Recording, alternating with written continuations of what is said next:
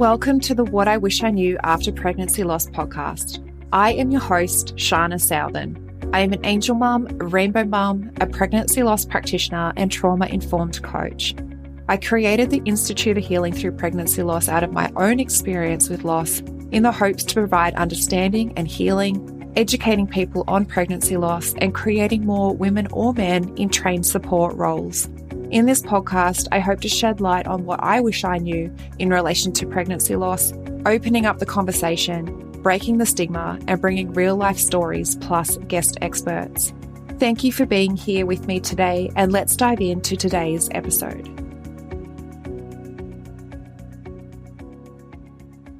Hello, beautiful souls. Shana with you. Today I want to talk to you about something that I am so passionate about in terms of bringing awareness to it. And it's something that is also very much downplayed by society, by the medical professionals. And because of that, it's something that we, after experiencing loss, internalize and, don't give ourselves enough credit for, because no one on the outside of us can acknowledge how big the experience is. And I want to talk to you today about trauma and specifically, pregnancy loss as birth trauma. So according to research, 1 in 3 births are considered birth trauma. And I'm not 100% sure, but I am pretty sure those statistics encompass live births, not so much early losses. I'm not 100% sure if it does include stillbirth, but I'm pretty sure that number only includes live births. Now, feel free to correct me if I'm wrong, but that's what I take from all of the content that is out there. And I absolutely believe that pregnancy loss is birth trauma.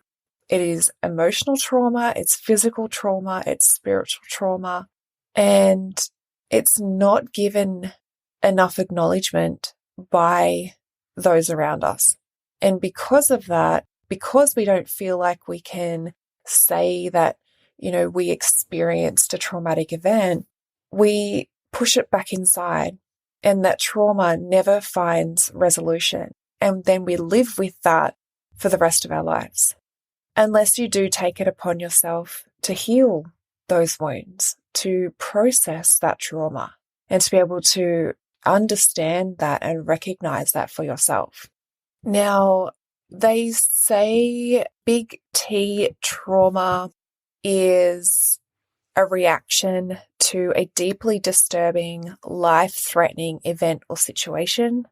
And that's why we usually think of extreme events when we think of trauma. For example, war, natural disasters, violent crimes, a shooting, a serious car accident. In addition to all of that, the death of a parent can be considered big T trauma as well.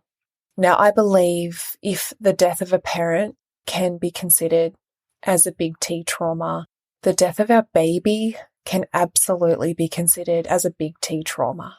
Pregnancy loss is, in my opinion, categorized as big T because there is a distinct before and after. There is a distinct line in the sand of your life before and after. And the definition of little t trauma refers to events that typically don't involve violence or disaster, but do create significant distress. For young adults, it could be a breakup, the death of a pet, losing a job, getting bullied, or being rejected. Now, I believe that even pregnancy loss can fall under little t trauma as well. But I want to refer to pregnancy loss as shock trauma, because shock trauma is something that happens which overloads our ability to protect ourselves, either perceived or real, or that hurts us. And obviously, pregnancy loss is very, very real, and it overwhelms our body. and our body goes into a survival response, a survival pattern, which is the stress responses, our nervous system responses that you might hear people talk about a lot, which is the flight, fight, freeze, and fawn. So to minimize the suffering that may happen to the body or, the emotional overwhelm, it's like a shock to the heart. And if this shock to the heart happens often enough, so staying in this trauma in your body for a prolonged period of time, you start to walk around with a feeling of wanting to protect your heart. And I know for myself, my mum actually pointed out to me that she could see my whole physiology change. I started to hunch over and I was pulling my chest in and curling my shoulders. And she actually specifically said to me in that moment that I was protecting my heart. And my mum's no psychologist. She's no trauma expert. She just knew. She was just intuitive and she knew what was happening. And she could see the shift in my physiology. So you'll see with shock trauma, you'll see your body pull away and your heart to start to pull in. And what happens during these moments is that when we pull in, the heart doesn't pump the blood as thoroughly through the body as it should. Our lungs suffer as we don't breathe as deeply. So we start to diminish our life force. We start to get less oxygen through the body, less nutrients, and less oxygen and nutrients going to the brain. The brain, therefore, doesn't function as well. And it keeps going in this cycle, in this pattern, until we begin a reversal process. So the emotional trauma can really damage your physical body. And there's not enough people out there who can give you that validation that what you have been through is big. Not all women are going to experience pregnancy loss or the loss of their baby, the death of their baby, as a traumatic event. And often when we have people around us, whether it is medical professionals, family, friends, society, that stand around you and become that safety net so that you feel safe, the trauma can often be averted. But when you feel isolated going through this experience, you feel like no one understands you, you feel like you don't have any support, you feel like there's just nothing there for you and you're on your own, then often this becomes a traumatic event. And your body goes into that survival pattern to protect you. But this is where we get stuck. If we don't have the proper tools and awareness to support ourselves, we become stuck. And we need to be able to support ourselves on a physical level to help ourselves through that trauma process, to help ourselves out of that and to help heal. Because the trauma isn't stored in the brain. The trauma didn't happen in the brain, it happened in the body. So you need to have practices and tools that help support your body to process that before you can even start to address it on a mind level. And I believe this so passionately that there are so many women out there who are experiencing pregnancy loss as trauma. I know I did. This is why I want to bring awareness to it, because there wasn't the awareness for me. And I knew that it was bigger than what it was made out to be by everyone else around me. So if you feel this for yourself as well, or you've gone through maybe years of trying to recover, but nothing's working. For me, I was trying years of trying to shift my mindset, trying to shift it into a more positive way of being, a more positive way of thinking, and it wasn't working. It just wouldn't stick. And then I was blaming myself. There's something wrong with me because it's not working and it works for other people. Like, why isn't it working? Why am I so different? And this is because of the trauma in my body. It was in my body that I had to process it first. I couldn't tell myself positive things because my body didn't believe it. My body still felt unsafe and unseen.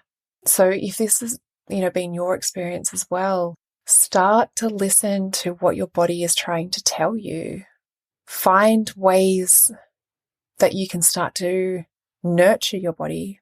I do have a program, it's called Nurture Your Nervous System, which does support you and give you the tools to be able to do this, to start this journey, or to continue if you have sort of been doing some type of healing already, but you want to add more awareness, add more tools, add more knowledge.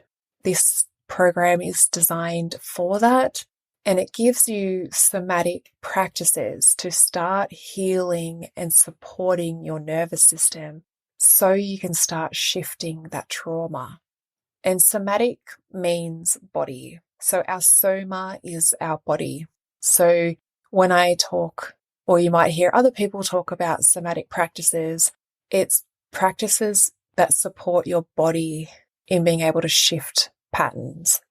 And the Nurture Your Nervous System was created purely for that because I believed that's what I needed in my healing and wasn't available to me. So I created it, and I've created it for you.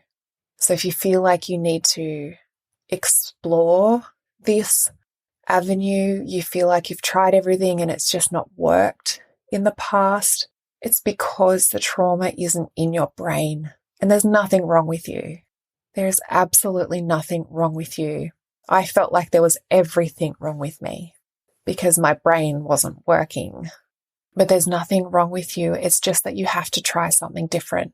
So please feel free to take up the Nurture Your Nervous System program.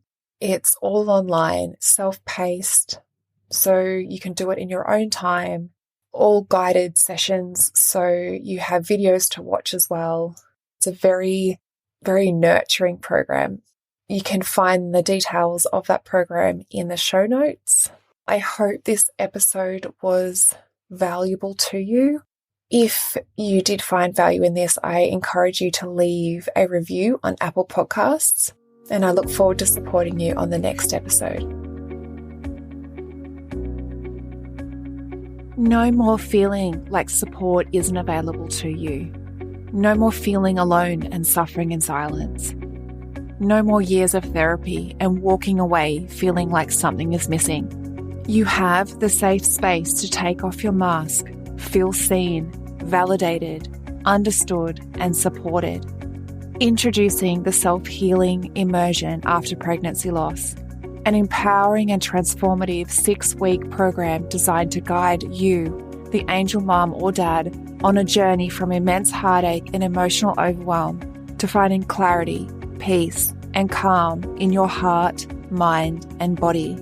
In this program, you'll discover the 6 key elements that unlock healing and help you return to love for yourself and your life. Join us on the self-healing immersion journey and embark on a path of profound healing and self-discovery. Find clarity, peace, and the ability to navigate life's challenges with grace. Don't wait any longer to embrace the life you deserve. Join the self-healing immersion. To enroll into the program, visit our website at www.sharnasouthern.com. Follow along on the podcast Instagram page at pregnancyloss_podcast to learn more or find the link in my bio to enroll. And subscribe to the What I Wish I Knew After Pregnancy Loss podcast on your favourite podcast platform. Start your journey towards clarity, peace, and returning to love today. I am ready to guide you.